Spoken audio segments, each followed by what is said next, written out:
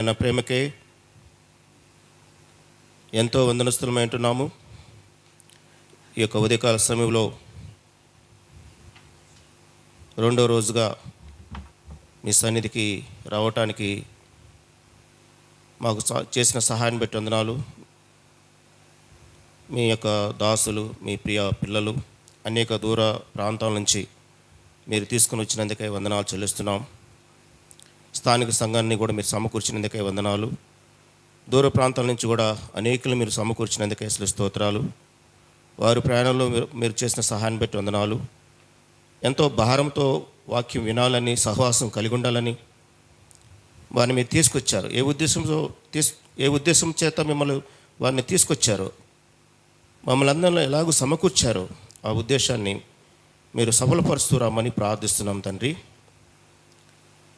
మీ వాక్యం వెల్లడవుతున్నప్పుడు ఈ యొక్క వాక్యం యొక్క వెలుగులో మా జీవితాలను మేము పరీక్షించుకొని మీ వాక్యము ద్వారా మేము హెచ్చరిక నొందిన వారమై, మీ వాక్యము ద్వారా మేము తృప్తిపరచబడిన వారమై, ప్రభా మీ యొక్క నామం అంతటి కంటే మీ వాక్యాన్ని మీరు ఎంతో హెచ్చించారు. ఆ వాక్యము యొక్క వెలుగులో మేము నడుచుకోవటానికి మమ్మల్ని మీరు సిద్ధపరుస్తూ రమ్మని ప్రార్థిస్తున్నాం. వినగల చెవి, గ్రహించగల హృదయము మాకు దయచేయండి. మీ వాక్యం యొక్క వినికిడి, దాని యొక్క భావము, దాని యొక్క ప్రత్యక్షత మేము గుర్తెరగటానికి, మీ అడుగు జాడలను మేము కనిపెట్టుతూ ముందు కొనసాగటానికి మీ యొక్క వాక్యం యొక్క సహాయము మాకు దయచేయమని ప్రార్థిస్తున్నాము. ఆత్మ చెప్పుచున్న మాట చెవిగలవాడు విని రీతిలో ఆత్మ చెవుల చేత, ఆత్మ నేత్రాల చేత, ఆత్మ యొక్క ప్రత్యక్షతను ప్రభా, ఆత్మ యొక్క స్వస్థ ఆత్మ చేత, వినగలే ఆత్మ చేత, వెనుబుద్ధి పుట్టించు ఆత్మ చేత మేము నింపబడటానికి సహాయం చేయమని ప్రార్థిస్తున్నాము. మీ దాసుని మీ సిలువ చెంత సంపూర్ణంగా మరుగు చేయండి. అవును ప్రభా, మీరు తృప్తిపరిచే తప్ప ప్రభా మేము తృప్తిపరచబడలేము. మీరు సమృద్ధి ఆహారాన్ని సిద్ధపరిచే దేవుడు. మీ యొక్క సన్నిధిలో సంపూర్ణ సమృద్ధి కలుగుతూ సంపూర్ణమైన ఆహారాన్ని మాకు సిద్ధపరచగలరు. ప్రభా, మీ ఆహారాన్ని కొరకై ఆకలితో వచ్చాం. మా ఆకలిని తీర్చవా, మమ్మల్ని బలపరచవా, మమ్మల్ని మీ సన్నిధిలో సిద్ధపరిచి, బలపరిచి, దీవించి, ఆస్వాదకరంగా జీవించుటకు మీ అడుగు జాలను బట్టి, మిమ్మల్ని బట్టి మేము నడిచే కృపను, మీరు ఏ విధంగా మమ్మల్ని పిలిచారో ఆ పిలుపును ఉద్దేశ ప్రకారంగా జీవించే మీ కృపను మాకు దయచేయమని, ఈ సమయం అంతటిని దీవెనకరంగా చేయమని, ఈ శబ్దయంత్రాన్ని, ఈ యొక్క కరెంటు వాతావరణం అంతటినీ మీరు మరి మాకు అనుకూలంగా మార్చండి. కరెంటుని కూడా మీ ఆధీనంలో ఉంచండి. ఈ పరిస్థితుల్లో ఉన్నటువంటి ప్రతి వ్యక్తిని మీ ఆధీనంలో తీసుకురండి. ఏ దుష్టాత్మ, దుష్టశక్తి ఈ పరిసర ప్రాంతంలో పనిచేయకుండా చేయమని, మహిమ, ఘనత, ప్రభావాలు మీకు ఆరోపిస్తూ మమ్మల్ని అందరినీ మీ సిలువ చెంతకు, మీ పాదాల ఎదుగు తీసుకుని వచ్చుతూ మా ప్రభువు యేసుక్రీస్తు నామములో ప్రార్థించి వేడుకొంచుచున్నాము తండ్రి. ఆమేన్.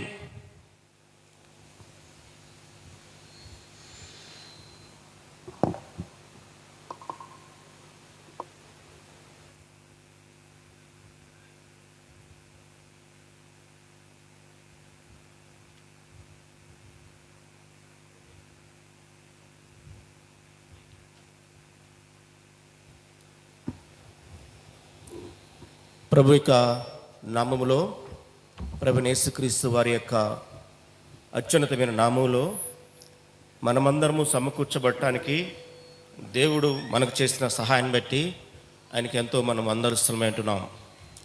మంచి వాతావరణాన్ని మనకు అనుగ్రహించాడు, అందుకే వందనాలు చెల్లిస్తున్నాం.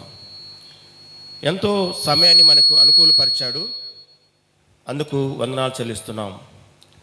కనుక ఈ సమయంలో దేవుని యొక్క వాక్యాన్ని మనము పఠించుదాం. దేవుని యొక్క ఉద్దేశాన్ని మనము తెలుసుకుందాం. ఆయన యొక్క రాకడ యొక్క ఉద్దేశాన్ని, ఆయన యొక్క పిలుపు యొక్క ఉద్దేశాన్ని సంపూర్ణంగా మనం గ్రహించడానికి దేవుడు మనకు సహాయం చేయనుగాక. మనము చదువుకున్నటువంటి మన యొక్క వాక్య అంశము, లేక మన యొక్క దేవుడు మనతో మాట్లాడాలని అనుకుంటున్నటువంటి దేవుని యొక్క వాక్య భాగాన్ని మనము గమనిస్తాం. మొట్టమొదటిగా మొదటి దశలోని పత్రిక 2వ అధ్యాయము మైక్ కొంచెం చూడండి బ్రదర్, కొంచెం మధ్య మధ్యలో కొంచెం రీసౌండ్ ఇస్తుంది. మొదటి దశలోని పత్రిక 2వ అధ్యాయము 11వ వచనం. అందరం కలిసి మొదటి దశలోని పత్రిక 2వ అధ్యాయం 11వ వచనం. తన రాజ్యమునకు మహిమకు మిమ్మును పిలుచుచున్న దేవునికి తగినట్టుగా మీరు నడుచుకున్న వలనని మేము మీలో ప్రతి వారిని హెచ్చరించుచు ధైర్యపరచుచు సాక్ష్యం ఇచ్చుచు తండ్రి తన బిడ్డల ఎడల నడుచుకున్న రీతిగా మీలో ప్రతి వాని ఎడల మేము నడుచుకుంటామని మీకు తెలియను. అలాగే మన యొక్క వాక్య భాగము మనం చూద్దాం. కొలస్సీ రాసిన పత్రిక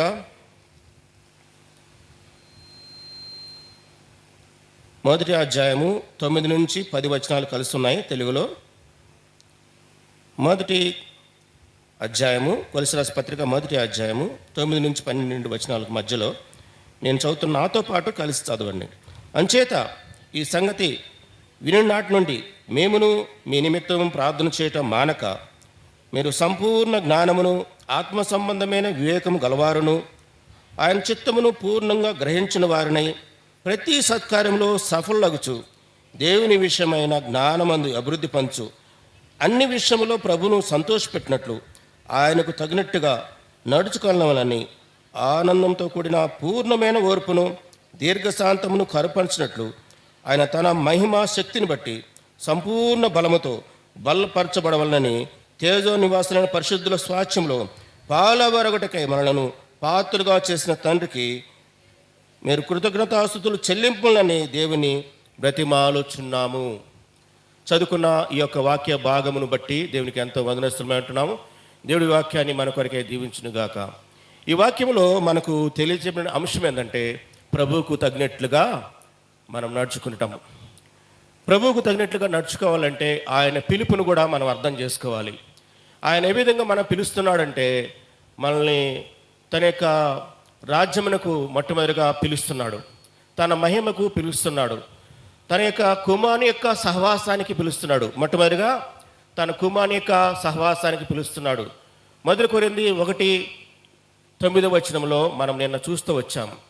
ఒకవేళ కొత్తగా వస్తే కనుక మళ్ళీ ఒకసారి రివైజ్ చేస్తున్నాను. 2వ వచనం ఏంటంటే 2వ వచనము మనల్ని ఎందుకు పిలుస్తున్నాడు అనే మాటను మనము జ్ఞాపకం చేసుకుంటే, మనము పరిశుద్ధులుగా ఉండటకు పిలుస్తున్నాడు. మనల్ని దేనికి పిలుస్తున్నాడంట? మనల్ని ఎందుకు పిలుస్తున్నాడు? పరిశుద్ధులుగా ఉండటానికి దేవుడు పిలుస్తున్నాడు. ఆ మాట మనము చదువుకుందామా? రోమీలకు రాసిన పత్రిక అపోస్తలుడైన పౌలు రోమాకు రాసిన పత్రిక 1వ అధ్యాయము 7వ వచనం ఈ మధ్యలో ఉంది. నేను కలిపి చదువుతున్నా, 1 నుంచి చదువుతున్నాను. రోమీలకు రాసిన పత్రిక 1వ అధ్యాయము 7 వచనాలు. యేసుక్రీస్తు దాసుడును అపోస్తులుగా ఉండటకు పిలువబడినవాడును దేవుని సువార్త నిమిత్తము ప్రత్యేకింపబడినవాడినైన పౌలు రోమలో ఉన్న దేవుని ప్రియులందరికీ అనగా పరిశుద్ధులుగా ఉండటకు పిలువబడిన వారందరికీ శుభమని చెప్పి రాయినది. చాలండి. దేనికి పిలుస్తున్నాడంట? మనల్ని పరిశుద్ధులుగా ఉండటానికి పిలుస్తున్నాడు. దేవుడు ఎందుకు పిలుస్తున్నాడు? తన యొక్క కుమారుని యొక్క సహవాసానికి పిలిచాడు.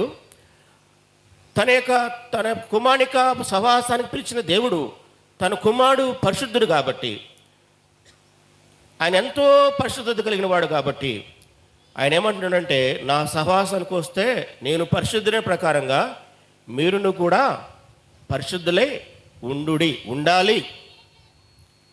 ఉండకుండా నా సన్నిధిని మీరు అనుభవించలేరు. నాతో సహవాసం చేస్తే నా యొక్క ప్రభావము, నాతో సహవాసం చేస్తే నా యొక్క గుణగుణాలు, నాతో సహవాసం చేస్తే నా యొక్క మహిమ, నాతో సహవాసం చేస్తే నాకున్న ప్రతిదీ మీకు వెంటనే ఆపాదించబడుతుంది. పరిశుద్ధత ఆపాదించబడుతుంది, శక్తి కూడా ఆపాదించబడుతుంది, మహిమ కూడా ఆపాదించబడుతుంది. ఎందుకంటే తన కుమారుడు ఎంతో శక్తి గలవాడు. హెబ్రీ రాసిన పత్రికలు చూస్తే ఆ మహామహుని గురించి, శక్తి గురించి మనం చూస్తాము. ఆయన సర్వమును సమస్తమును జరిగించినవాడు. ఆయన లేకుండా ఈ భూ నిర్మాణము జరగలేదు. ప్రపంచ నిర్మాణము చేసినవాడు మన ప్రభువైన యేసుక్రీస్తు వారు. ఆయన లేకుండా ఏది జరగలేదు. ఆయన ఆది నుంచి ఉన్నవాడు, సర్వశక్తిమంతుడు, సర్వాధికారి, సమస్తమును నిర్మించువాడు, అన్ని అధికారాలపైన అధికారం కలిగినవాడు, సర్వాధికారి. ఆ గొప్ప దేవుని యొక్క సన్నిధికి మనం వచ్చాము, ఆయన సహవాసానికి వచ్చాము. ఆయన పరిశుద్ధుడై ఉన్న ప్రకారంగా మనం కూడా పరిశుద్ధులుగా ఉండాలని ఆయన పిలుస్తున్నాడు. దేనికంటే పరిశుద్ధులుగా ఉన్నటకు పిలువబడిన వారికి నేను రాస్తున్నానని చెప్పాడు. మనం పరిశుద్ధులుగా ఉండడానికి పిలువబడ్డాం. దేని కొరకు పిలువబడ్డాం? పరిశుద్ధులుగా ఉండడానికి పిలువబడ్డాం. అయితే మరి మనలో ఆ పరిశుద్ధత ఉంటుందా? ఆయన పరిశుద్ధుడు కాబట్టి మనము పరిశుద్ధులుగా ఉండాలి. 1 పేతురు 1:14 రాస్తున్నాడు, నేను పరిశుద్ధుడను, అంతేకాదు నేను పవిత్రుడను. 7:16, హెబ్రీ 7:26. ఆయన పవిత్రుడును, నిర్దోషి, నిష్కల్మషుడు, పాపలో చేరిక ప్రత్యేకమైన వాడు. ఆయన ఎలాంటి వాడంట? ఒక ప్రత్యేకమైన వాడు. నేను రాత్రి సాక్ష్యం చెప్తూ కూడా మీకు చెప్పాను, నేను పరిశుద్ధుడును అని చెప్పినవాడు ఆయన ఒక్కడే. ఆ యొక్క మాట నాకు ఎంతో ఆకర్షమైన మాటగా ఉంది. ఈ లోకంలో ఎవరు కూడా చెప్పలేదు నేను పరిశుద్ధుడును అనే మాట. ఈ లోకంలో అనేక మంది ఉన్నారు, ఎవ్వరు కూడా, ఏ వ్యక్తి కూడా, దేవుడని బడవాడు కూడా, ఏ వ్యక్తి కూడా చెప్పలేదు. ఎవ్వరు కూడా నేను పరిశుద్ధుడును అని చెప్పలేకపోయినారు. ఎందుకంటే వారిలో పరిశుద్ధత లేదు, వాళ్ళు ఆ యొక్క మహిమ లేదు, ఆ పవిత్రత లేదు. ఆయన పవిత్రుడు. అనేక మంది బైబిల్లో సాక్ష్యం ఇచ్చారు ఆయన పవిత్రుడని, ఆయన నీతిమంతుడని, ఆయనలో ఏ పాపము లేదని. కనుక దేవుడు కూడా మనం పిలుస్తున్న విధానం ఏంటంటే పవిత్రులుగా ఉండటానికి, పరిశుద్ధులుగా ఉండటానికి. మొదటి దశల పత్రికలో మనం చూసినప్పుడు 4వ అధ్యాయంలో 3-7 వచనాలు చూస్తే 7 అంటాడు, మీరు పరిశుద్ధులుగా ఉండటానికే పిలిచెను అని రాయబడింది. చూడండి, దశల పత్రిక 4వ అధ్యాయము 3-7 వచనాలు చూస్తే 7వ వచనాన్ని చూస్తున్నాను. చివరిలో పరిశుద్ధులుగా ఉండుటకే, పరిశుద్ధులగుటకే దేవుడు మనల్ని పిలిచిన కానీ అపిత్రులుగా ఉండుటకు పిలవలేదు. పరిశుద్ధులుగా ఉండాలంటే మరి మనమేం చేస్తున్నాం? ఆయన పరిశుద్ధుడు, ఆయనతో మనం సహవాసం చేయాలి. ఏలికతో సహవాసం చేస్తున్నాం, గొప్ప ఉన్నతమైనటువంటి దేవునితో సహవాసం చేస్తున్నాం. ఆయన ఎంత ప్రభావం కలిగిన వాడంటే ఆ మహామహుని కుడిపార్శ్వమున కూర్చున్నవాడు, పరిశుద్ధుని యొక్క కుడిపార్శ్వమున కూర్చున్నవాడు. ఆయన పరిశుద్ధి గురించి చెప్పినప్పుడు తిమోతి రాసిన పత్రికలో రాస్తాడు, ఆయన సమీపింపరాని తేజస్సులో ఉన్నాడు. ఎక్కడున్నాడు ఆయన? సమీపింపరాని తేజస్సులో. అమరత్వము కలిగిన వాడే. అమరత్వం కలిగిన అంటే అందరికి పైన ఉన్నతమైనటువంటి స్థితిలో ఉన్నాడు. మహోన్నతుడు, ఎంతో శక్తి గలవాడు, ఎంతో మహిమ కలవాడు. ఈ లోకంలో చూసినప్పుడు మహిమ గురించి చెప్తే కనుక చిన్న అధికారం వస్తే ఇక పేటరేగిపోతుంటారు. చిన్న అధికారం వస్తే, అవకాశం వస్తే నాకు ఇంకా చాలా పవర్ వచ్చింది, చాలా అధికారం వచ్చిందని అనుకుంటుంటారు.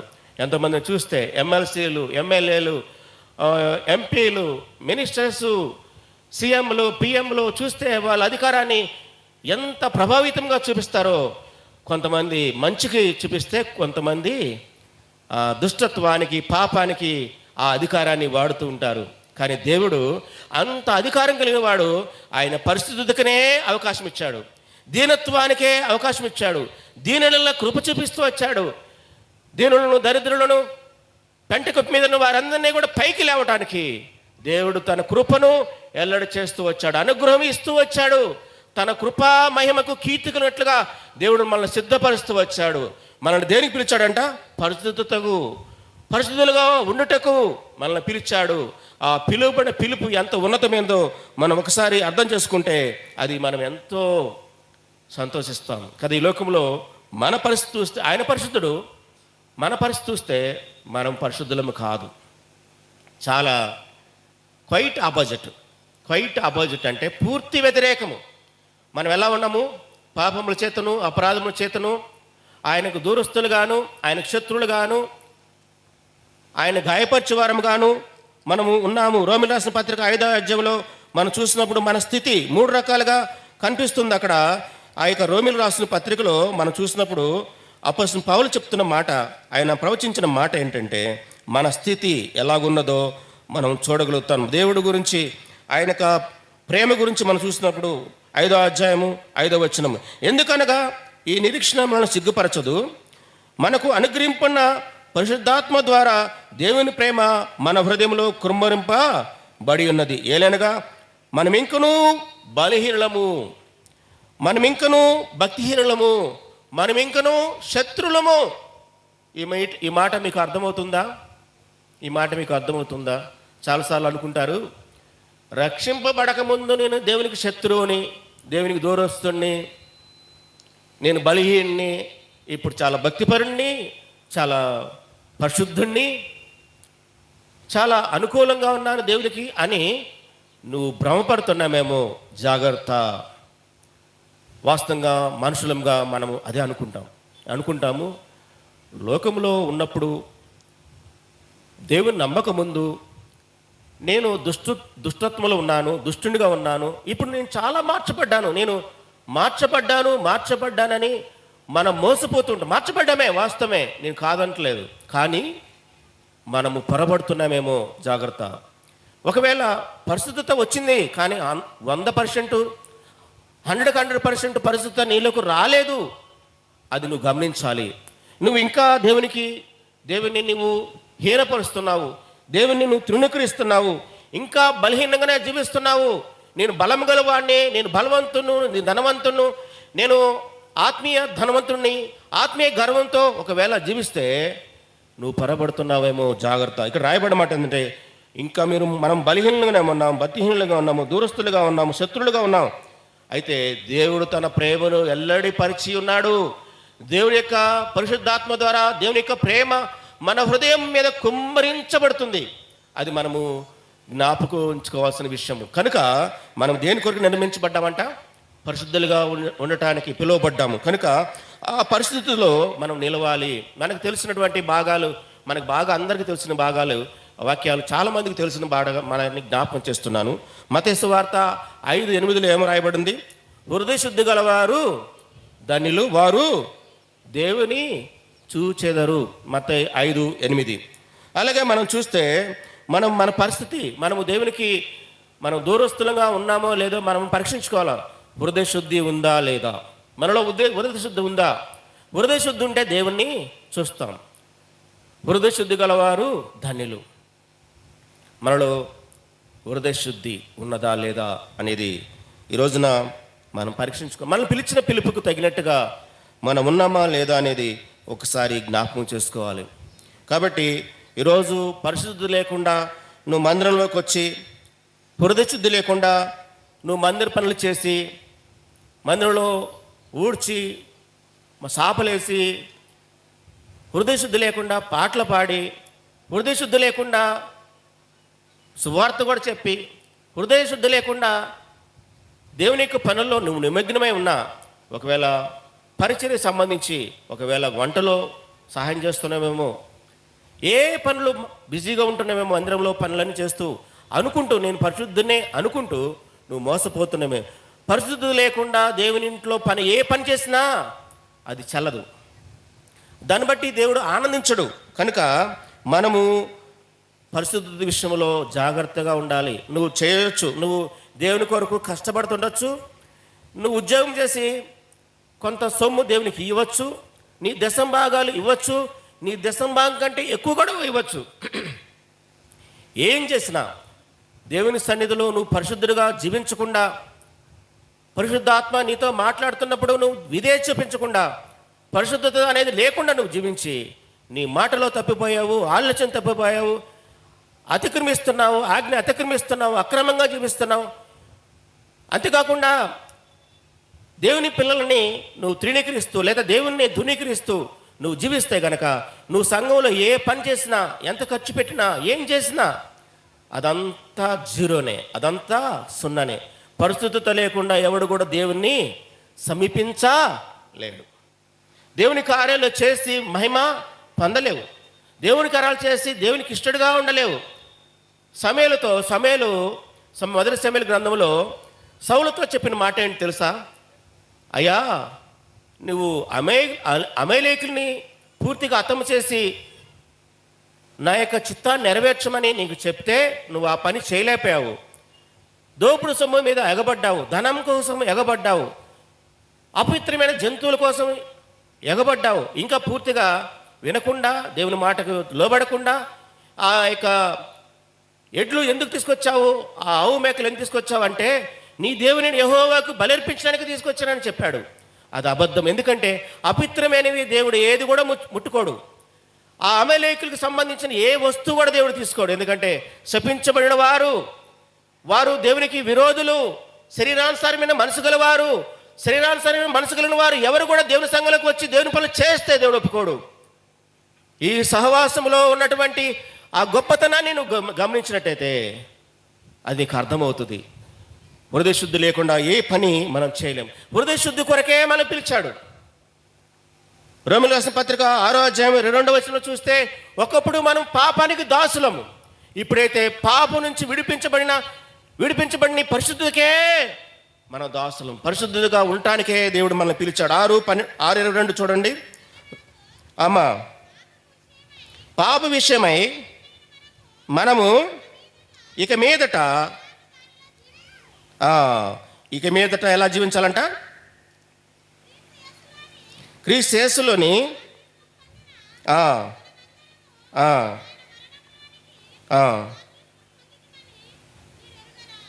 అమ్మ ఒక్కసారి 6:18 చదవాలి. మొట్టమొదటిగా 6:18. పాపం నుండి విమోచింపబడి నీతికు దాసులైతరి, ఇందుకు దేవునికి స్తోత్రము. అయినను 22వ వచనం చాలు. ఇప్పుడు 22వ వచనం. అయినను ఇప్పుడు పాపం నుండి విమోచింపబడి దేవునికి దాసులైనందున పరిశుద్ధత కలుగొట్టియే ఫలము. మన ఫలం ఏంటి? పరిశుద్ధత కలుగొట్టియే ఫలము. అదే నిత్య జీవము. కింద రాస్తూ ఆ మాట అంటున్నాడు కదా, దేవుని కృపావరము మన ప్రభువైన యేసుక్రీస్తునందు నిత్యజీవం. నిత్యజీవం ఎప్పుడు వస్తుంది నీకు? నువ్వు పరిశుద్ధంగా జీవిస్తే, పాపం నుంచి విడిపించబడితే, పాపం యొక్క ప్రసక్తి లేకుండా జీవిస్తూ ఉంటే, పరిశుద్ధాత్మ చేత నింపబడుతూ ఉంటే, పరిశుద్ధాత్మ కార్యాలను చేస్తూ ఉంటే, ప్రభు కొరకు సిద్ధపరచబడిన అనుభవంలో నువ్వు ఉంటే, అప్పుడు పరిశుద్ధత కలుగుతుంది, దాని ఫలము కలుగుతుంది, దాని యొక్క పరివాసనము నిత్యజీవము, దేవుడితో కూడా ఉండే భాగ్యము, ఆ పరలోక స్వాచ్ఛములో నువ్వు చేర్చబడతావు. అట్టి అనుభవాన్ని మనం కలిగి జీవించాలని ప్రభు కోరుతున్నాడు. మనల్ని పిలిచిన పిలుపు ఎలాంటిదంటే పాపం నుంచి విమోచించి పరిశుద్ధులముగా ఉన్నటకే పిలిచాడు.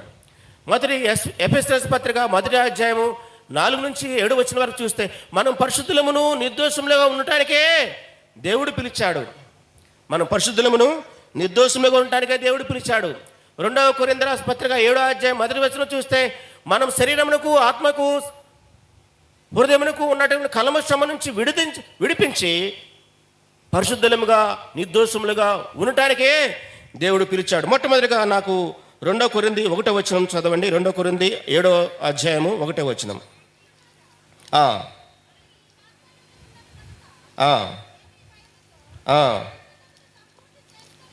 సంపూర్తి చేసుకొనుచు సమస్త కల్మషము నుండి మనలను పవిత్రులుగా చేసుకుందాము. మనము శరీరానికి, ఆత్మకు కలిగిన సమస్తమైన కల్మషము నుండి మనలను పవిత్రులుగా, అంటే కడుక్కోవాలి, మనము కడగబడాలి. వాక్యం అనే ఉదక స్థానం చేత మనము కడుక్కోవాలి. ఎప్పటి వరకు కడుక్కోవాలి? జీవితాంతం కడుక్కోవాలి. ఒకసారి కడగబడితే పవిత్రపరచబడేది కాదు నీ పాపం. నీ పాపం ఒకసారి కడగబడితే అయిపోయేది కాదు నీ పాపం. ఒకసారి యేసు ప్రభువా నేను పాపిని అని చెప్పినప్పుడు కడిగాడు, వాస్తవమేది. అయితే ఆ రోజు నుంచి నువ్వు దేవుని కొరకు జీవిస్తున్నప్పుడు, శరీరంలో ఉన్నప్పుడు శరీర కల్మషం ఉంది, ఆత్మ కల్మషం ఉంది. ఈ 2 కల్మషాల నుంచి మనం ఏం చేయాలంట? పవిత్రులుగా చేసుకోవాలి. ఎందుకు? దేవుని భయముతో పరిశుద్ధతను సంపూర్తి చేసుకోవాలి. భయము లేని భక్తి వ్యర్థం. తెలంగాణలో చెప్తున్నప్పుడు ఒక బ్రదర్ ఇలా చెప్పాడు, మనకి భక్తి మాత్రం టన్నులే, భక్తి మాత్రము టన్నులే, భయం మాత్రం అర చెంచా, చెంచా కూడా కాదంట, తెలంగాణ భాషలో చెప్తున్నా, అర స్పూన్ ఉంటుంది. అంటే భయం లేని భక్తి ఎంత ఉంటే ప్రయోగమైంది? నువ్వు దేవుని సన్నిధిలోకి వచ్చి దేవునికి భయపడి దేవునికి ఇవ్వాల్సిన కానుకలు, దశమ భాగులు నువ్వు సంపాదించింది, నువ్వు అన్యాయంగా సంపాదించావో ఎట్ట సంపాదించావో తెలీదు, అవన్నీ తీసుకొచ్చి దేవుడికి ఇస్తే దేవుడు తీసుకుంటాడా? మొట్టమొదటి దేవుడు అడిగే నీ హృదయాన్ని నాకి, నీ హృదయము ఘోరమైన పాపంతో ఉన్నది, నీ హృదయం నాకు ఇస్తే ఇంకా ఏమి ఇచ్చినా అయిపోయినా నాకు అవసరం లేదు. నీ మొట్టమొదటిగా నీ హృదయము నాకేమో, నీ హృదయాన్ని నేను బాగు చేస్తా, నీ హృదయాన్ని నేను శుభ్రపరుస్తా. హృదయ పరిశోధకుడు యెహోవాయే. కాబట్టి ఈ రోజున ఆ పరిస్థితుల్లో జీవించే కృపను దేవుడు మనకి ఇస్తున్నాడు, అందుకే మనల్ని పిలిచాడు. కాబట్టి అట్టి కృపను మనము పొందుకుంటూ ముందు కొనసాగాలి. పేతురు రాసిన పత్రిక, మొదటి పేతురు రాసిన పత్రిక 4:17 అక్కడ రాస్తూ ఈ ప్రణాళికను మనకు తెలియజేస్తున్నాడు. చూడండి, అయితే అన్నిటి అంతము సమీపమై ఉన్నది కాగా మీరు స్వస్థ బుద్ధి గలవారై ప్రార్థన చేయుటకు మెలకుగా ఉండుడి. స్వస్థ బుద్ధి, పరిశుద్ధులముగా ఉండటం అంటే స్వస్థ బుద్ధిలో కూడా మార్పు రావాలి, బుద్ధిలో మార్పు రావాలి. స్వస్థ బుద్ధి అంటే ఏమి రాయబడిందంటే 2వ తిమోతి రాసిన పత్రిక 1:7 రావడం, ఇంద్రియ నిగ్రహము గల ఆత్మ. స్వస్థ బుద్ధి అంటే ఇంద్రియ నిగ్రహము గల ఆత్మ. కింద ఫుట్ నోట్లు ఏముందంటే స్వస్థ బుద్ధి గల ఆత్మ. బుద్ధి స్వస్థత నందాలి, ఆత్మ స్వస్థత నందాలి. నువ్వు ఏ ఆత్మ చేత నింపబడావో అది నీకు అర్థం కావాలి. నువ్వు పరిశుద్ధాత్మ యొక్క అనుసంధానంలో అనుసరిస్తూ జీవిస్తున్నావా, లేకో దురాత్మ చేత, దయ్యపాత్మ చేత, నీ స్వచ్ఛమైన మనుష్యాత్మ చేత? ఈరోజున ఆత్మ అనగానే అన్నీ ఒకటే అనుకుంటున్నారు. మనకు ఆత్మ ఉంది, దేవునికి ఆత్మ ఉంది. మన ఆత్మ చేత మనం నడిస్తే దేవుడు ఒప్పుకోడు. దేవుని ఆత్మ చేత నింపడాలా. మన స్వచిత్తాన్ని బట్టి, మన ఇష్టాన్ని బట్టి నడిస్తే దేవుడు ఒప్పుకోడు. దేవుని యొక్క వాక్యం ఏం చెప్తుందంటే ప్రసంగి 7:29 ఇదిగో నేను మనుషులను యథార్థ పంతులుగా నేను సృష్టించాను, కానీ వారు వివిధ తంత్రములు కల్పించుకున్నారు. వివిధ తంత్రములు అంటే మార్గములు, వారి యొక్క హృదయాలోచన బట్టి చేసుకున్నటువంటి నిర్ణయాలు, వారి యొక్క హృదయాలోచన బట్టి కల్పించుకున్నటువంటి పద్ధతులు, వారి హృదయాలోచన బట్టి చేసుకున్నటువంటి ఆలోచనలు. అందుకనే మీ మార్గములు వేరు, నా మార్గములు వేరు, మీ తలంపులు వేరు, నా తలంపులు వేరు. మీ తలంపుల కంటే నా తలంపులు చాలా ఉన్నతమైనవి.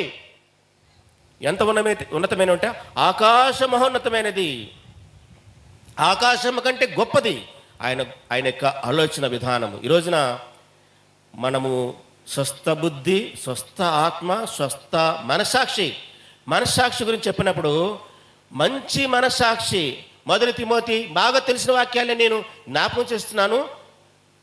పిల్లలు కొంచెం కూర్చోవాలి, డిస్టర్బెన్స్ లేకుండా ఉండాలి. వచ్చిన వారు నెమ్మదిగా కూర్చోండి, ఇబ్బంది పడకుండా. 1 తిమోతి 1:5 రాస్తున్నాడు, పవిత్ర హృదయం నుండి, మంచి మనస్సాక్షి నుండి, నిష్కపటమైన విశ్వాసం నుండి కలుగు ప్రేమ. మంచి మనస్సాక్షి, స్వస్థ బుద్ధి, స్వస్థ ఆత్మ, స్వస్థ మనస్సాక్షి.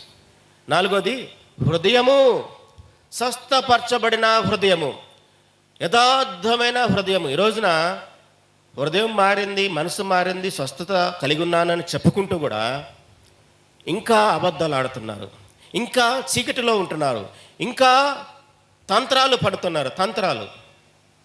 తంత్రాలు ఎవరిని తంత్రం చేస్తావు నువ్వు? నీకు నీవే మోసపోతావు, ఎవరిని నువ్వు మోసం చేయలేవు.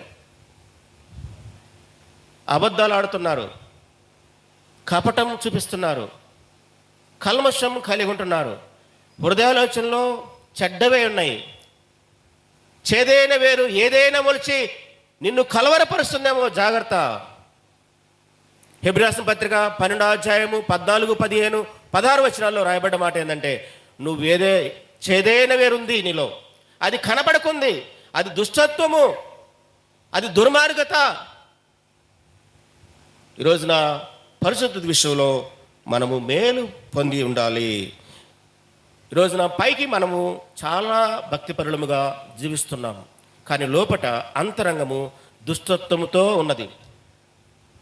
మత్తయి సువార్త 23 నుంచి 27 వరకు మనం చూసినప్పుడు అక్కడ ఆ మాట మనకు తెలియచేయబడుతుంది. చూడండి, మత్తయి సువార్త 23వ అధ్యాయము 23వ వచనంలో, శాస్త్రులారా, పరిసయ్యులారా, మీరు పుదీనాలోను, సోపులోను, జీలకర్రలోను 10వ వంతు చెల్లించి ధర్మశాస్త్రంలో ప్రధానమైన విషయములను అనగా న్యాయమును, కనికరమును, విశ్వాసమును విడిచిపెట్టి వాటిని మానక వీటిని చేయవలసి ఉండెను. అందులైన మార్గదర్శులారా, దోమ లేకుండా వడిగట్టి ఒంటెను మృంగువారు మీరే. ఈ రోజున మనమే పరీక్షించుకోవాలి, కానీ ఎదుటివారి గురించి ఆలోచన చేయవద్దు. ప్రతి సమయంలో కూడా వాక్యం వింటున్నప్పుడు కూడా, ఇప్పుడు కూడా ఈ వాక్యము నాకు కాదులే అని నువ్వు అనుకోవద్దు, మోసపోవద్దు. నేను ఇంకా బాగానే ఉన్నా, నేను పరిశుద్ధంగా జీవిస్తున్నా, నేను పరిశుద్ధపరచబడ్డాను, దేవుని కొరకు జీవిస్తున్నాను, దేవుని సన్నిధిలో జీవిస్తున్నాను, దేవుని యొక్క మందిరంలో ఉన్నాను, ఒక పనిముట్టుగా ఉన్నాను, పరిచయం చేస్తున్నాను, సేవకుడిగా అయిపోయాను, పెద్దగా అయిపోయాను, అనేక కార్యక్రమాల్లో నిమగ్నమే ఉన్నాను, నేను బాగానే ఉన్నానని నువ్వు మోసపోతున్నామేమో. జాగ్రత్త. ఎవరైనా నేను నిల్చున్నానని చెప్పుకున్నవాడు వాడు పడకుండా జాగ్రత్తగా ఉండాలి. ఎప్పుడు జాగ్రత్త అంటే ఎప్పుడు జాగ్రత్తే, ఎప్పుడు జాగ్రత్త, నిత్యము జాగ్రత్త. మెలకువ, స్వస్థ బుద్ధి ఉండాలా, మెలకు ఉండాలా. మెలకు అంటే అన్ని సమయాల్లో మెలకువ, ప్రార్థనలో మెలకువ, వాక్యములో మెలకువ, బోధలో మెలకువ, జీవించిన జీవితంలో మెలకువ, గృహ నిర్వాహకత్వంలో మెలకువ, అన్నిటిలో మెలకువ. ఆ మెలకువ కలిగి జీవించినట్టయితే దేవుడు మనల్ని ఆస్వాదిస్తాడు. పరిశుద్ధులుగా ఉంటే కనుక ఆయనకు సమీపస్తులుగా ఉంటాము, ఆయన చూస్తాము, ఆయన సందులో ప్రవేశిస్తాము, పరలోక రాజ్యంలో ఉంటాము అనే గొప్ప ధన్యత కలిగి ఉంటాము. ఇక్కడ రాయబడిన మాటల్లో మీకు మధ్యలో జ్ఞాపకం చేస్తాను. 25వ వచనం, అయ్యో వేషధారులైన శాస్త్రులారా, పరిసయ్యులారా, మీ గిన్నెయు పళ్ళెమును వెలుపుట శుద్ధి చేదురు, కానీ అవి లోపల దోపుతోనూ అజితేంద్రియత్వంతోనూ నిండి ఉన్నది. గుడ్డి పరిసయ్యుడా, గిన్నెయు పళ్ళెమును వెలుపల శుద్ధిగినట్లుగా ముందు వాటి లోపల శుద్ధి చేయము. అయ్యో వేషధారులైన శాస్త్రులారా, పరిసయ్యులారా, మీరు సున్నం కొట్టిన సమాధులను పోలి ఉన్నారు.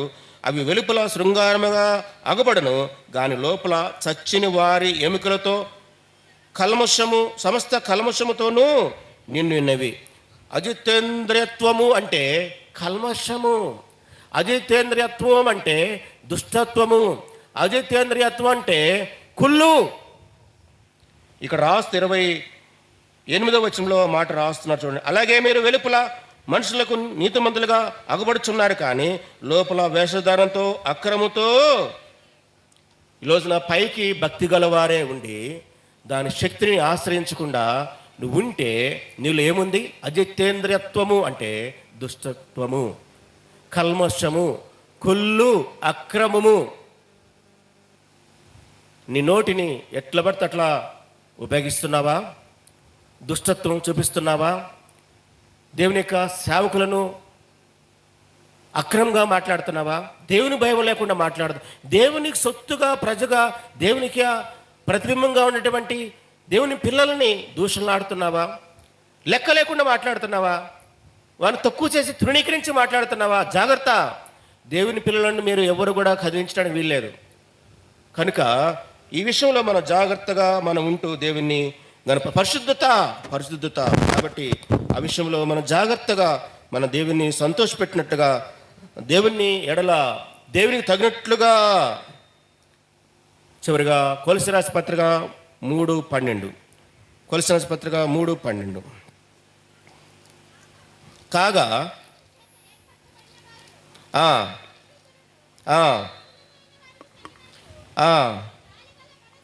జాలిగల మనసును, దయలత్వమును, వినయమును, సాత్వికమును, దీర్ఘశాంతమును ధరించుకొనుడి. కాగా దేవుని చేత ఏర్పరచబడిన వారు పరిశుద్ధులను ప్రియులైన వారికి తగినట్లుగా. పరిశుద్ధులు అంటే గనక ఎలా ఉండాలంట? జాలిగల మనసు, దయాలత్వము, వినయము, విధేయత, సాత్వికము. నువ్వెంత గొప్పవాడివైనా, నువ్వెంత అధికారం పొందినా, ఎంత ఆధిక్యత పొందినా, నువ్వు తగ్గించుకొని దేవుని సంఘంలో ఉండాల్సిందే. నువ్వు ఎవరికంటే గొప్పవాడు కాదు అన్నట్టుగా. యోహాను సువార్త 13వ అధ్యాయంలో యేసు ప్రభువారు శిష్యులను ఉద్దేశించి ఆయన మాట్లాడుతున్నప్పుడు ఆయన చేసిన పని ఏంటి అంటే, మొట్టమొదటిగా వారి యొక్క పాదములు కడుగుతూ వచ్చాడు. వారి పాదములు కడుగుతూ వచ్చాడు. అంటే ఏమి నేర్పిస్తున్నాడు ఆయన? ఆయన పరిశుద్ధుడు. ఆయనకు దగ్గర కూడా అటువంటి అవకాశం లేదు శిష్యులు. కానీ ఆయన ఏం చేస్తున్నాడు? శిష్యుల యొక్క పాదాలను కడుగుతున్నాడు. పేతురు అత్యుత్సాహంతో ఏమన్నాడు? వద్దు ప్రభా, వద్దు ప్రభా అంటే, నేను కడగకపోతే నాలో నీకు పాలు లేదు అంటే, అట్ట అయితే మొత్తం కడుగు ప్రభా అంటాడు. ఈ రోజున మనం మొత్తం కడుక్కోవాల్సిన వారంగా ఉన్నాము. ఒకవేళ కడగబడి ఉంటే ఎక్కడెక్కడ దోషాలు ఉన్నాయో, కల్మషాలు ఉన్నాయో, చిన్న చిన్న అతిక్రమాలు ఉన్నాయో, చిన్న చిన్న తప్పులు ఉన్నాయో, చిన్న చిన్న పొరపాట్లు ఉన్నాయో, మాటలో దోషము, ఆలోచన దోషము, పెద్దల యొక్క నాయకత్వాన్ని తృణీకరిస్తే కూడా అది పాపమే. వాళ్ళ యొక్క నాయకత్వంలో మనం పెరగాల్సిందే. అది మనకెంతో మేలు. పెద్దలు అన్నప్పుడు ఇంట్లో కుటుంబంలో తల్లిదండ్రులను మనకు జ్ఞాపకొస్తారు. స్కూల్లో టీచర్ జ్ఞాపకొస్తాడు. చాలామంది సాక్ష్యం చెప్తుంటే అప్పుడప్పుడు వింటుంటాను. మా టీచరు నన్ను ఎరగొట్టేవాడండి. టీచర్స్ గెట్ టుగెదరు కలిసినప్పుడు చెప్తారు వాళ్ళు, ఆ రోజుల్లో మా టీచరు ఎరగొట్టేవాడండి అసలు. అయితే ఈ రోజున నేను ప్రయోజనకరంగా ఉన్నాను మా టీచర్ని బట్టి. మా అమ్మ ఎరగబాదేది, కానీ ఈ రోజున ఆమె కొట్టడం వల్లనే నేను మంచి వ్యక్తిత్వం కలిగిన వాడుగా ఉన్నాను. ఈ రోజున దేవుని సన్నిధిలోకి వచ్చిన తర్వాత దేవుని చేత నువ్వు సరిచేయబడిన అనుభవంలో ఉన్నావా? దేవుని యొక్క నాయకత్వంలో ఉన్నావా? దేవుని యొక్క శిరసత్వం కింద ఉన్నావా? ఆయన శిరసత్వం ఉన్నాడు క్రమాన్ని ఎరిగావా? దేవుని యొక్క సంఘంలో శిరసత్వం అనే మాట నీకు అర్థమైందా? దేవుని యొక్క దాసులు నీకు శిరస్సుగా ఉండగా, నాయకులుగా ఉండగా వారిని కనిపెట్టి చూస్తున్నావా? వారిని ఘనపరుస్తున్నావా? వారిని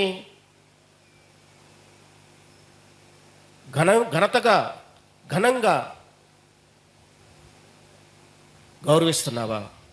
అలా చేసినట్టయితే నువ్వు పరిశుద్ధుడిగా ప్రభువు కొరకే జీవించే కృపను నువ్వు కలిగి ఉంటావు. మూడో మాటగా దేవుడు మనల్ని ఎందుకు పిలుస్తున్నాడో ఒక మాట జ్ఞాపకం చేసుకుందాం. గలతీ రాసిన పత్రిక 5వ అధ్యాయము మొదటిగా తన కుమారుని యొక్క సహవాసానికి పిలిచాడు. రెండవది మనల్ని పరిశుద్ధులుగా ఉండటానికి పిలిచాడు.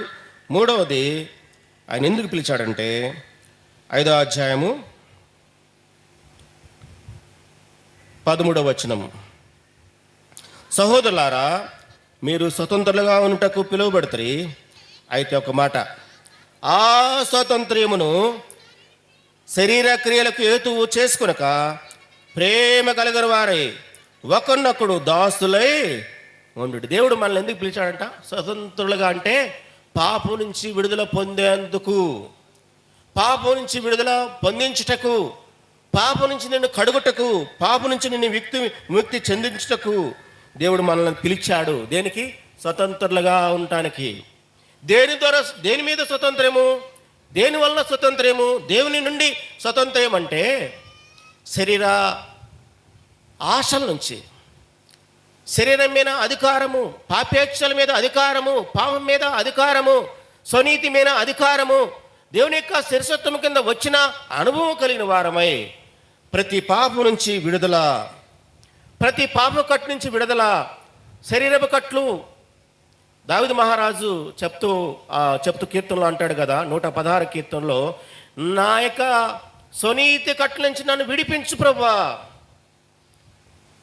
అంటున్నాడు. పాపం కట్ల నుంచి విడిపించు ప్రభువా, శుద్ధ హృదయము శుద్ధాత్మ దయచే ప్రభువా అంటున్నాడు. ఇక్కడ రాస్తూ స్వాతంత్ర్యము, దేని ద్వారా స్వాతంత్ర్యం వస్తుంది అంటే దేవుని యొక్క వాక్యము ద్వారా స్వాతంత్ర్యం వస్తుంది మనకి.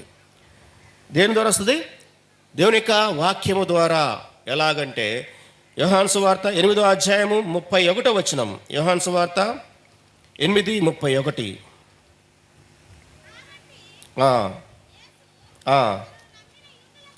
తను నమ్మిన యూదులతో మీరు నా వాక్యమందు నిలిచిన వారైతే నిజముగా సత్యమును గ్రహించదు. మరొకసారి చదువుతున్నాను. కాబట్టి దయచేసి ఎవరైనా వాక్యం చదవాలి, నేను గట్టిగా చదవగలను అనుకుంటే దయచేసి వారికి మైక్ ఇస్తే మీకు ఎంతో మనకు మంచిది. ఎందుకంటే అది వాక్యం 2 సార్లు కనుక మనం వినగలుగుతుంటే అది మనకి ఎంతో ఆశీర్వాదం. వారు చదవాలని ఆశ ఉంది, చదవడానికి సాయించడానికి వారికి ఆశ ఉంది. కాబట్టి దయచేసి వారికి మీరు మైక్ ఇస్తే చాలా మంచిది. అన్న కొంచెం చదివేవారికి వాక్యం ఎవరైనా.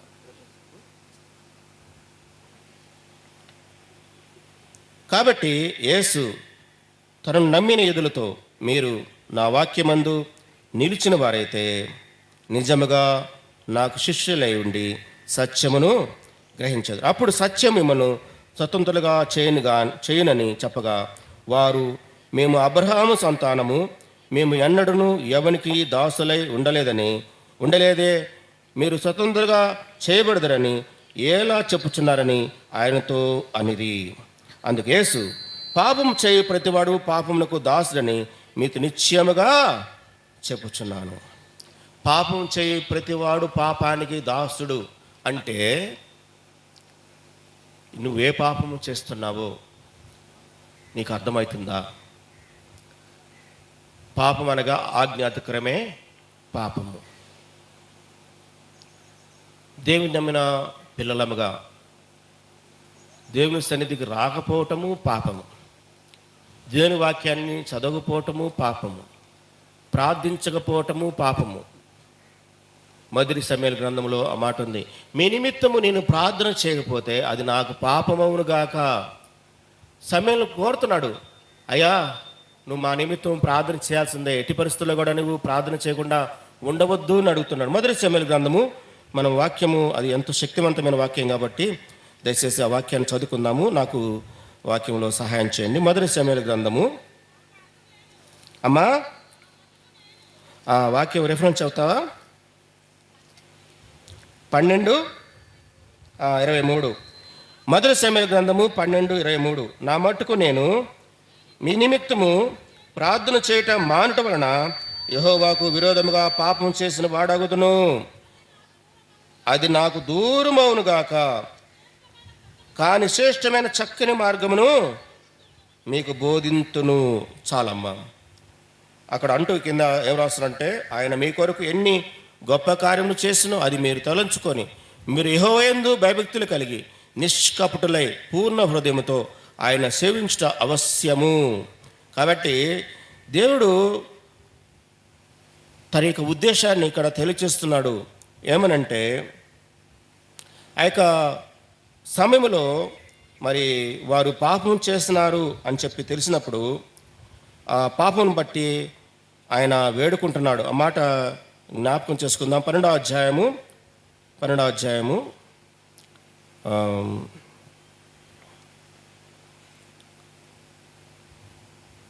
16వ వచనం నుంచి, మీరు నిలిచి చూచుండగా యెహోవా జరిగించు ఈ గొప్ప కార్యమును కనిపెట్టుడి. గోధుమ కోతకాలము ఇదే కదా, మీ రాజును నిందింపుమని అడిగినందు చేత యెహోవా దృష్టికి మీరు చేసిన కీడు గొప్పదని మీరు గ్రహించి తెలుసుకున్నట్టుకై యెహోవా ఉరుములను వర్షమును పంపునట్లుగా నేను ఆయన వేడుకొనుచున్నాను. సమూయేలు యెహోవాను వేడుకున్నప్పుడు యెహోవా ఆ దినమున ఉరుములను వర్షమును పంపగా జనులందరూ యెహోవాకును సమూయేలునకు భయపడి బహుగా భయపడి సమూయేలుతో ఇట్లన్నది, రాజును నియమించమని మేము అడుగుడు చేత మా పాపములన్నిటిని మించిన కీడు మేము చేసితిమి. కాబట్టి మేము మరణము కాకుండా నీ దాసులైన మా కొరకు నీ దేవుడు యెహోవాను ప్రార్థించుము. వారు లోక మర్యాదను అనుసరించారు. పక్కనున్న దేశాల వారికి రాజున్నట్టుగా మాకు కూడా రాజును దయచేయి, నాకు నియమించుము అన్నారు. ఎందుకు వారు అడిగారంటే, సమూయేలు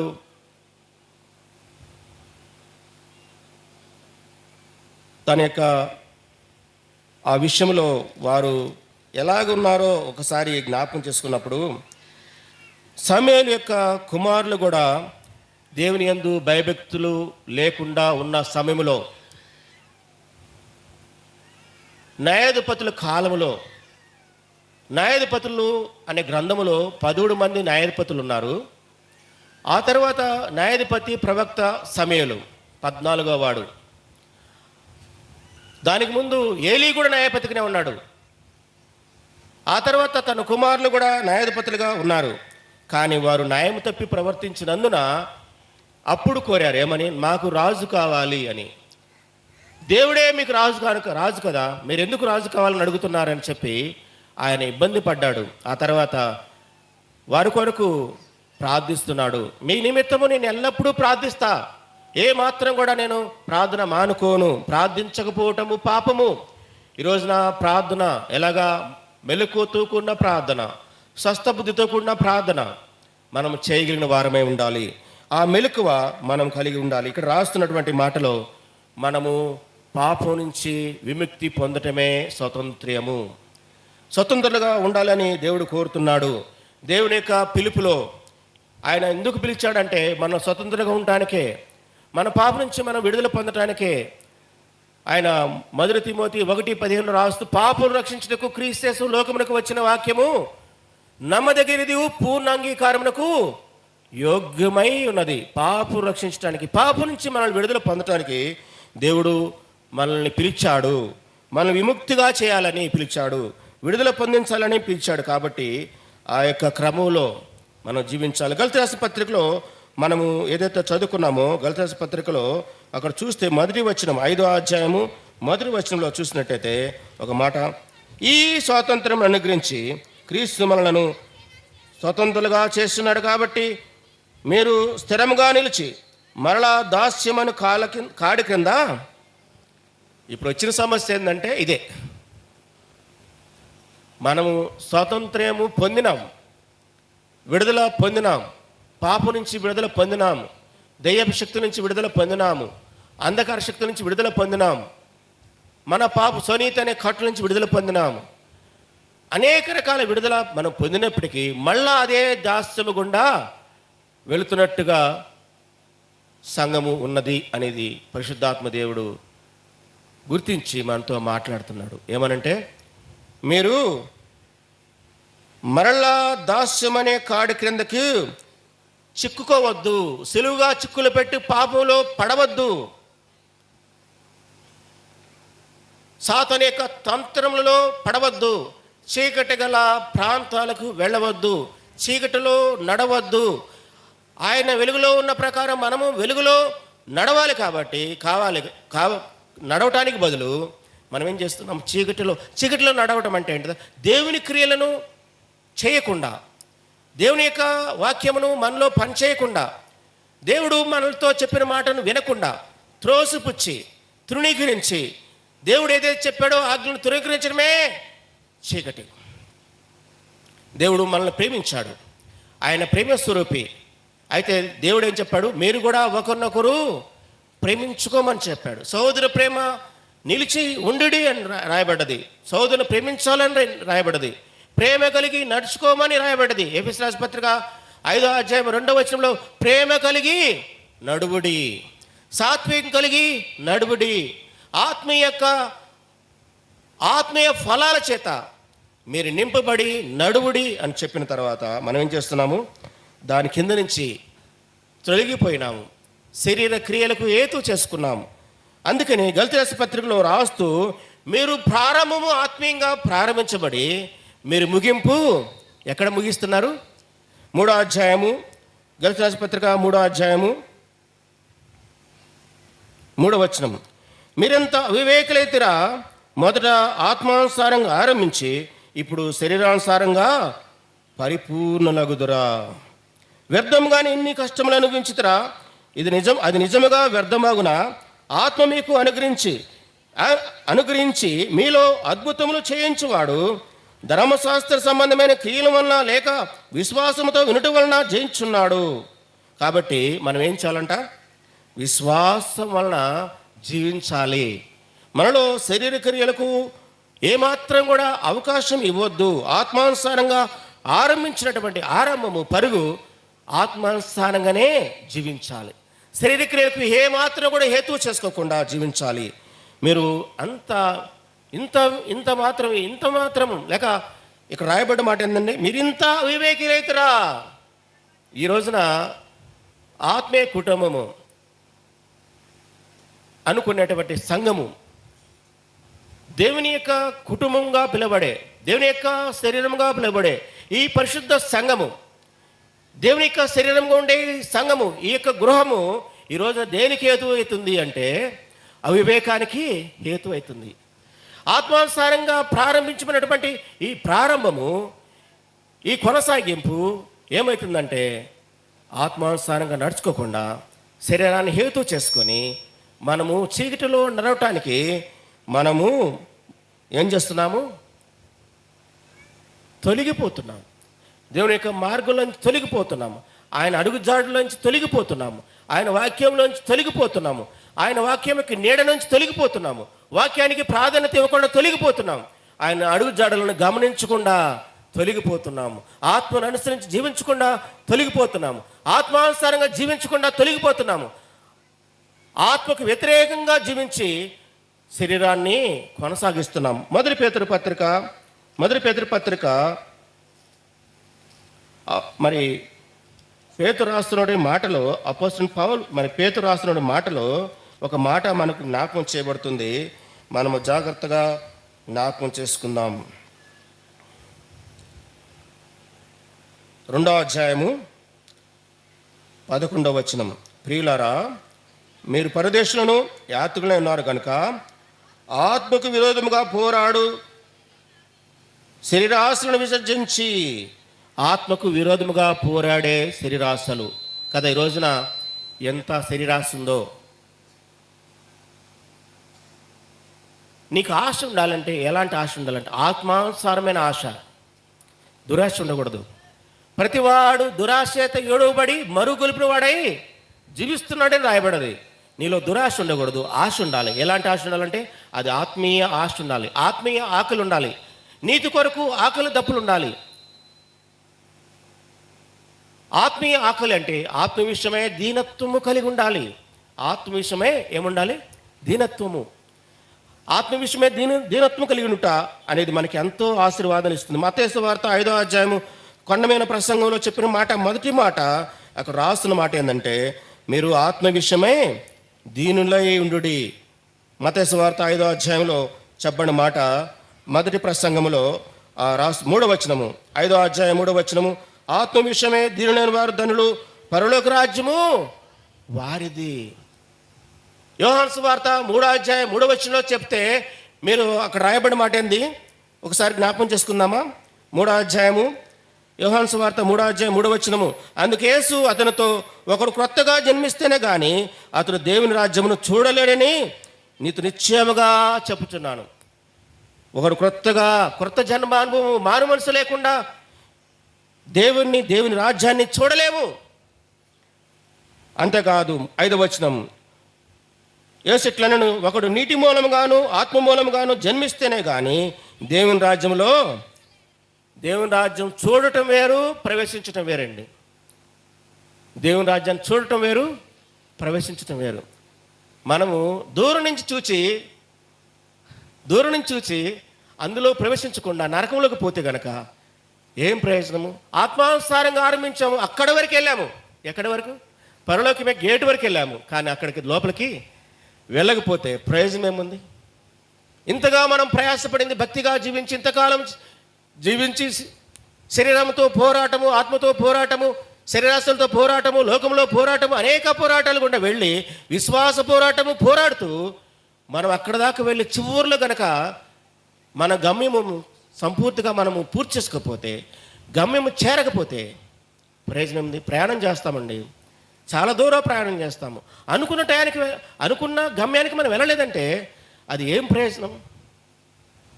కాబట్టి ఈ రోజున మన యొక్క ఆత్మీయ స్థితి ఎలా ఉన్నది ఒకసారి జ్ఞాపకం చేసుకుందాం. పాప విషయంలో స్వాతంత్రము కలిగి ఉన్నామా? ఇంకా ఏ పాపం నిన్ను ఏలుతున్నది? ఏ పాపంలో నువ్వు జీవిస్తున్నావో జ్ఞాపకం చేసుకో. సకల దుర్నీతి పాపం అన్నాడు కదా. సకల దుర్నీతి, ఏ దుర్నీతి నీలో ఉన్నదో ఒకసారి జ్ఞాపకం చేసుకో.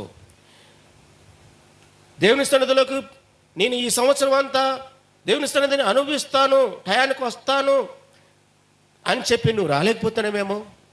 ఈ ఈ సంవత్సరం అంతా కూడా కుటుంబంలో కుటుంబ ప్రార్థన చేసుకుంటూ నేను సంతోష పెడతానని చెప్పానేమో. నువ్వు అలాగా చేయలేకపోతున్నామేమో.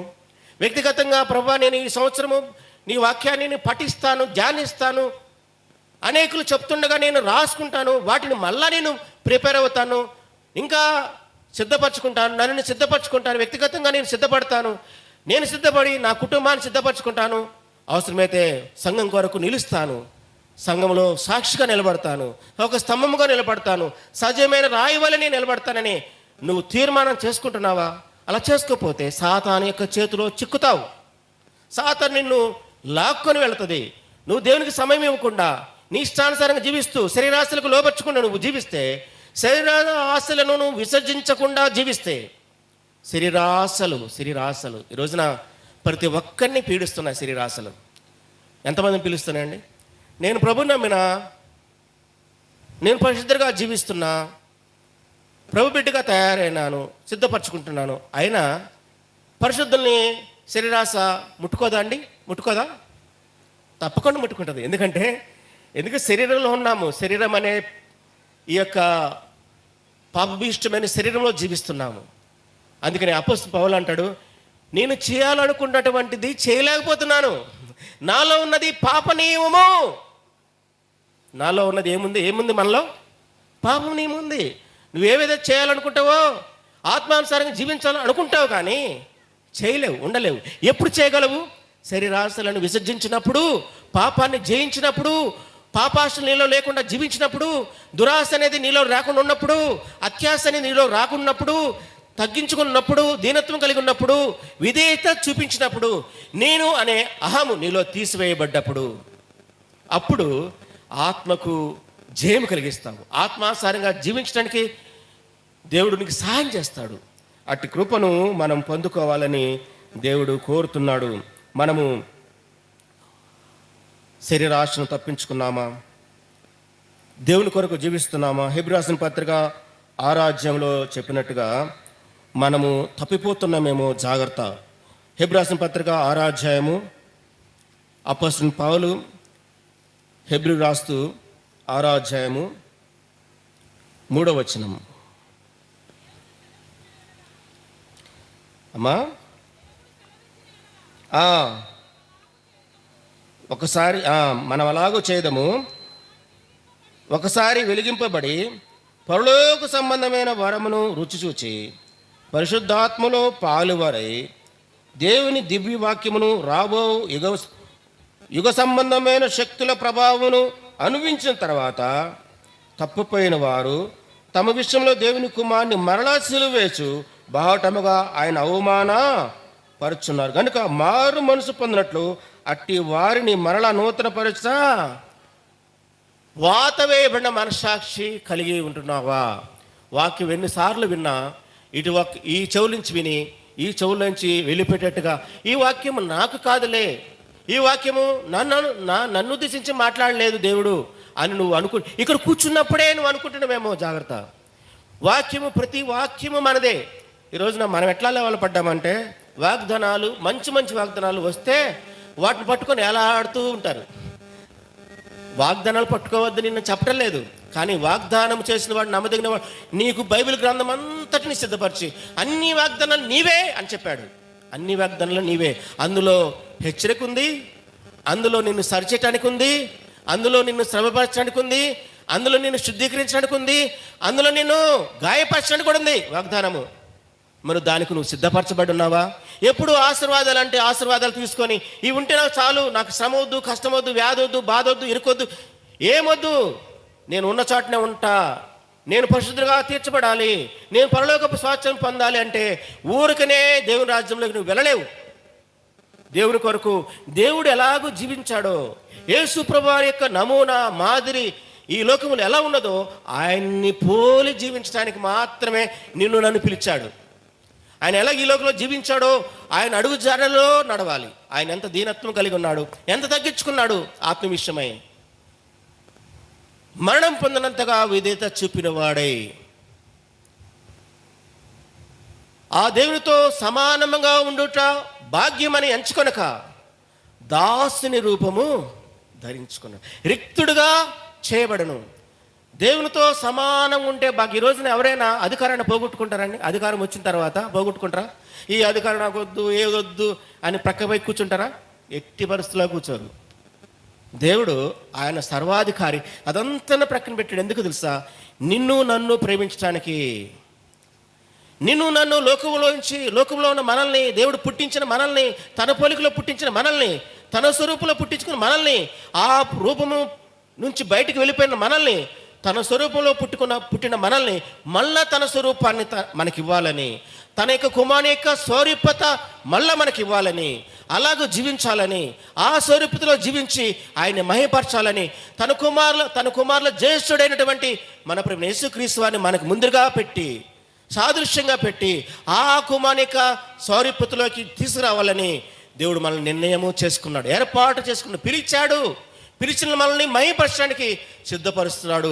రోమరాసు పత్రిక 8వ అధ్యాయం 29, 30 వచనాల్లో ఆ మాట రాస్తున్నాడు. కాబట్టి ఈ రోజున ఆ స్వాతంత్రం ఇచ్చిన నియమంలో నువ్వు కొనసాగుతున్నావా? అలాగైతే నువ్వు ఎంతో ఆశ్చర్యకరమైన.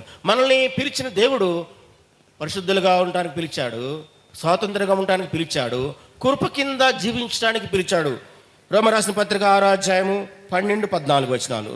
రోమిలు రాసిన పత్రిక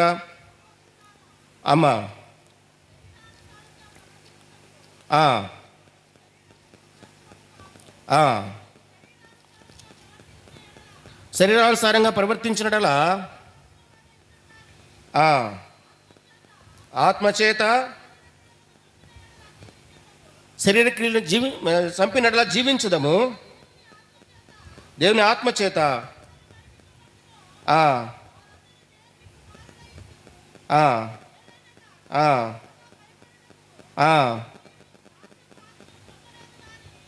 మరలా బయటకు మీకు దాస్యపాత్రం పొందలేదు, కానీ దత్తపుత్ర ఆత్మను పొందితిరి. అయితే 6వ అధ్యాయంలో కూడా ఒక మాట మనం జ్ఞాపకం చేసుకుందాము. రోమిలు రాసిన పత్రిక 6వ అధ్యాయము 6, 12. కాబట్టి శరీర దురాశలకు లోబడినట్లుగా చావునకు లోనైన మీ శరీరమందు పాపమును ఏలనీయకుడి. 13. మీరు మీ అవయములను దుర్నీతి సాధనములుగా పాపమునకు అప్పగింపకుడి.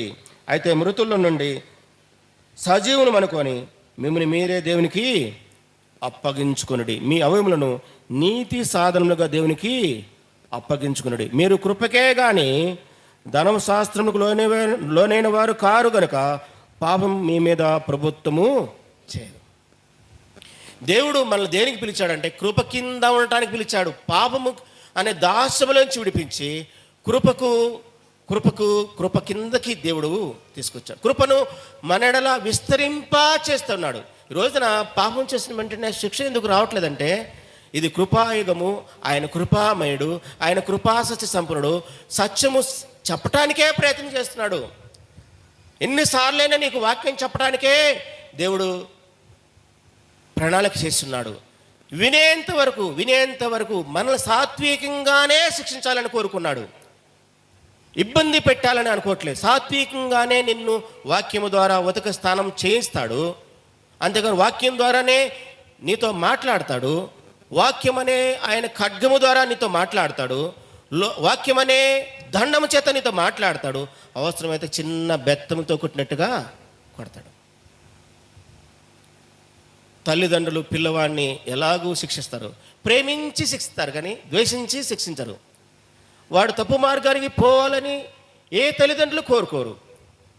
క్రమపరచడానికి ఒకవేళ పొరపాటున కొంచెం దెబ్బ ఎక్కువ తల్లిందనుకో, ఆడేడుస్తుంటే తల్లి ప్రాణము గిలగలా కొట్టుకుంటుంది. వెంటనే హక్కును చేర్చుకొని ఆమె కూడా ఏడుస్తుంది. మన ప్రభువు కూడా అలాంటి వాడే.